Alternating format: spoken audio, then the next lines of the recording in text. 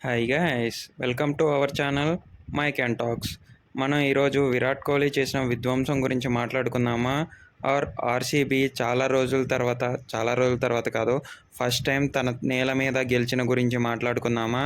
And RR కూడా చాలా చివరి వరకు ప్రయత్నించి ఎలా ఓడిపోయిందో దాని గురించి మాట్లాడుకుందామా? అండ్ ఏదేమైనా కూడా ఆర్సీబీ చిన్నస్వామి స్టేడియంలో గెలిచింది. దీని మీద మీ ఒపీనియన్ ఏంటో కింద కామెంట్స్ రూపంలో చెప్పి మన సబ్స్క్రైబ్ బటన్ని గుద్దేయండి. విరాట్ కోహ్లీకి మరో 50 చేరిందని అయితే చెప్పుకోవాలి.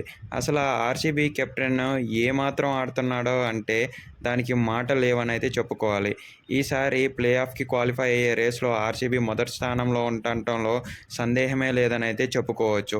ఆర్సీబీ మజాకా అనే స్టేజ్లో వచ్చేసింది. ఆర్సీబీ ఫ్యాన్స్ అందరూ పండగ చేసుకుంటున్నారని అయితే చెప్పుకోవాల్సిందే. దానికి కారణం ఆర్సీబీ కెప్టెన్ మరియు విరాట్ కోహ్లీ అని చెప్పడంలో సందేహమే లేదని అయితే చెప్పుకోవచ్చు. ఆర్సీబీ బౌలర్స్ నిన్నైతే విధ్వంసం సృష్టించారు. లాస్ట్ ఓవర్లో 2 వికెట్లు తీసింది ఎవరో తెలిస్తే కామెంట్స్ రూపంలో తెలపండి. అటు ఆర్ఆర్ వాళ్ళు కూడా తీవ్రంగా కష్టపడ్డారని అయితే చెప్పుకోవచ్చు. టు బీ ఫ్రాంక్, ఆర్సీబీ వాళ్ళు లాస్ట్ ఓవర్ ఆడపోతే మ్యాచ్ మొత్తం ఆర్ఆర్ చేతిలోకి వెళ్ళిపోయేదని కూడా చెప్పుకోవచ్చు. ఆర్ఆర్ కూడా తనదైన స్టైల్లో బాగా ఆడిందని అయితే ఒప్పుకోవాల్సిందే అని నేను ఈ వీడియోలో చెప్పుకోదలుచుకున్నాను. అండ్ విరాట్ కోహ్లీ ఇన్నింగ్స్ని చూశాక చాలా అంటే చాలా బాగా నచ్చిందని అయితే చెప్పుకోవచ్చు. అటు ఎంఐలో రోహిత్ శర్మ, ఇటు ఆర్సీబీలో విరాట్ కోహ్లీ వీళ్ళిద్దరిని చూస్తుంటే కడుపు నిండిపోతుందని కూడా చెప్పుకోవచ్చు.